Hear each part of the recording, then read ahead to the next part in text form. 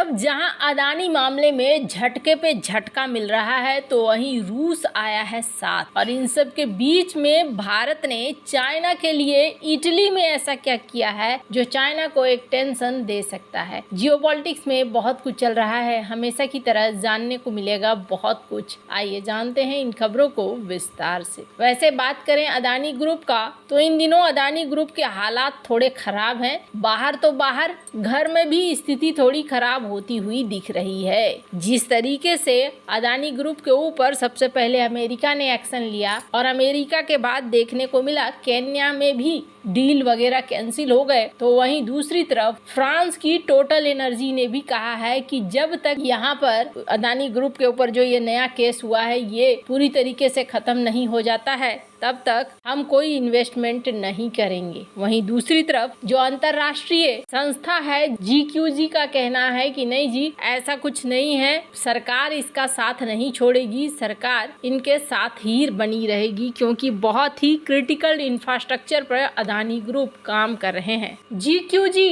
अभी भी ये अदानी के ऊपर यकीन कर रही है और आपको बता दूं GQG ने कहा है कि नहीं, हम अपने इन्वेस्टमेंट में किसी तरह का कोई बदलाव नहीं कर रहे हैं और ये जो कहना है कि इसका असर भी कोई खासा नहीं पड़ने वाला है। स्क्रीन पर आप देख सकते हैं। हालांकि ये देखने को भी मिला कि एक तरफ गिरा और ठीक उसके बाद ये चीजें वापस भी आती हुई दिखी है। वैसे जिस तरीके से GQG के पार्टनर्स ने अपना कॉन्फिडेंस दिखलाया है उसके बाद अदानी ग्रुप को थोड़ी बहुत राहत मिली होगी, पर इन सब में यही कहा गया GQG के द्वारा कि नहीं, अगर आप ये ऐसा सोच भी रहे हैं कि यहाँ जो भविष्य है इसका खराब है तो भविष्य इसका खराब नहीं है, ये बहुत ही अच्छी तरीके से वेल पोजीशनड है और इसको किसी तरह की कोई दिक्कत नहीं होने वाली है। हालांकि आपको बता दूं आंध्र प्रदेश और भारत के कई राज्यों में इन्होंने इन्वेस्टमेंट किया है। कुछ राज्य ऐसे हैं जो अब अमेरिका के इस केस के ऊपर भरोसा करते हुए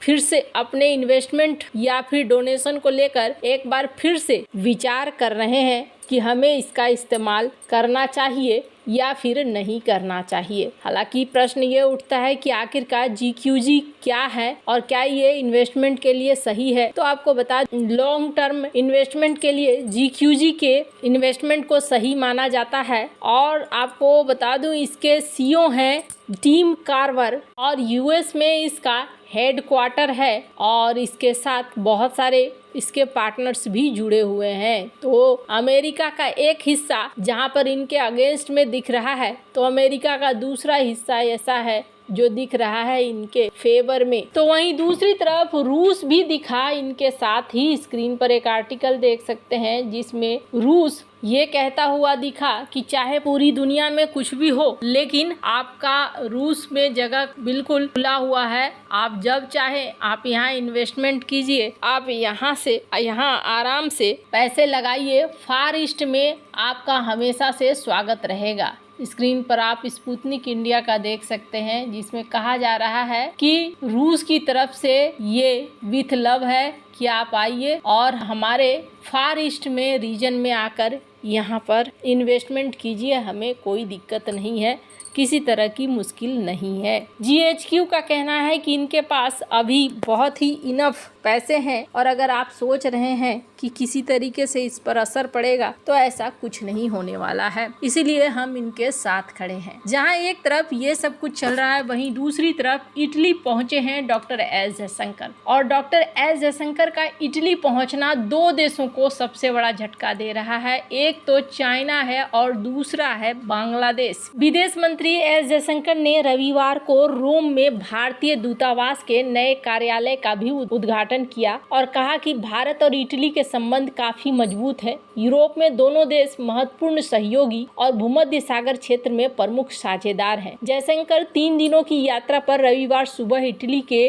रोम पहुंचे। इस जयशंकर ने कहा कि दोनों देशों के बीच लगातार विभिन्न मुद्दों पर हो रही बातचीत द्विपक्षीय संबंधों में गहराई और विस्तार का संकेत है। उन्होंने एक्स पर पोस्ट करके लिखा कि रोम में भारतीय दूतावास के नए कार्यालय का उद्घाटन करते हुए प्रसन्नता हो रही है। ये भारत और इटली साझेदारी के निरंतर विस्तार के अनुकूल है। इसमें हमें इटली में भारतीय समुदाय के बेहतर सेवा करने में मदद मिलेगी। जयशंकर ने कहा कि भारत और इटली के वैश्विक विचारों में एक रूपता है। वैश्विक और क्षेत्रीय मुद्दों पर हमारे प्रयासों में तालमेल है। हमारे द्विपक्षीय संबंध को विकसित करने के लिए नया उत्साह है। यूरोप इटली के साथ भारत की बढ़ती भागीदारी को नई दिल्ली बहुत ही प्रभावशाली यूरोपीय और भूमध्य सागरीय देश के रूप में देखता है। यह दोनों देशों को मजबूत करती है। उन्होंने ब्राजील में प्रधानमंत्री नरेंद्र मोदी और इटली की प्रधानमंत्री जॉर्जिया मेलोनी के साथ हुई बातचीत को लेकर कहा कि दोनों प्रधानमंत्रियों के बीच नियमित संवाद और बैठकें द्विपक्षीय संबंधों को बढ़ाने में सहायक रही। इससे उन्हें नई ऊर्जा मिलती है। हमारे संबंध साझा मूल्यों पर आधारित हैं, लेकिन कुछ इतिहास पर भी आधारित हैं। दोनों देशों की सभ्यताएं पुरानी हैं। हमारी संस्कृति, हमारी परंपराएं, हमारी विरासत, हमारी पौराणिक कथाएं समृद्ध है और हम कई विशेषताओं को साझा करते हैं। प्रस्तावित भारत मध्य पूर्व यूरोप आर्थिक गलियारे का भी जिक्र करते हुए मंत्री ने कहा कि यह गलियारा यूरोप और एशिया के बीच एक बड़ा परिवर्तनकारी कदम है। रोम में भारत की उपस्थिति 3 महत्वपूर्ण संयुक्त राष्ट्र निकायों, खाद्य कृषि संगठन, विश्व खाद्य कार्यक्रम, कृषि विकास के लिए अंतर्राष्ट्रीय कोष की इसकी सदस्यता को भी दिखलाता है। यहाँ पर इटली जाने का कई कारण है। पहला तो ये IMEC कॉरिडोर, दूसरा है GCAP जो 6th जनरेशन की फाइटर जेट बनाने के लिए इटली ब्रिटेन काम कर रहे हैं। उस चीज में माना जा रहा है कि भारत भी भागीदारी ले सकता है। तो वहीं तीसरी बड़ी चीज है कि भारत अपने टेक्सटाइल इंडस्ट्री को अब यूरोप में बढ़ाना चाह रहा है। जो टेक्सटाइल के ऑर्डर्स, बांग्लादेश टेक्सटाइल के ऑर्डर्स को भारत बड़ी संख्या में अपने लिए चाह रहा है। इटली में भी हाल ही में एक पोर्ट को लेकर भी MOU साइन हुआ है। स्क्रीन पर आप आर्टिकल देख सकते हैं, जिस उद्देश्य से माना जा रहा है कि यूरोप के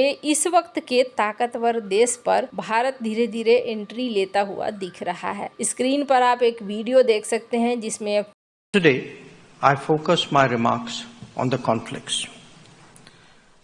The situation in the Middle East is obviously deeply concerning, both for what has happened and what may still come.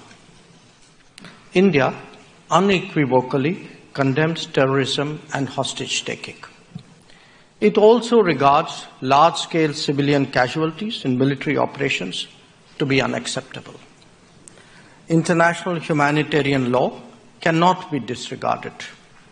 In immediate terms, we should all support a ceasefire. India has also extended relief directly and through UNRWA. In the longer term, it is imperative that the future of the Palestinian people be addressed. India favors a two-state solution. Our concerns have also been increasing on the widening of the conflict. We have been in regular touch with both Israel and Iran at the highest levels to advocate restraint and enhance communication. Where Lebanon is concerned, there is an Indian contingent, like Italy, as part of UNIFIL.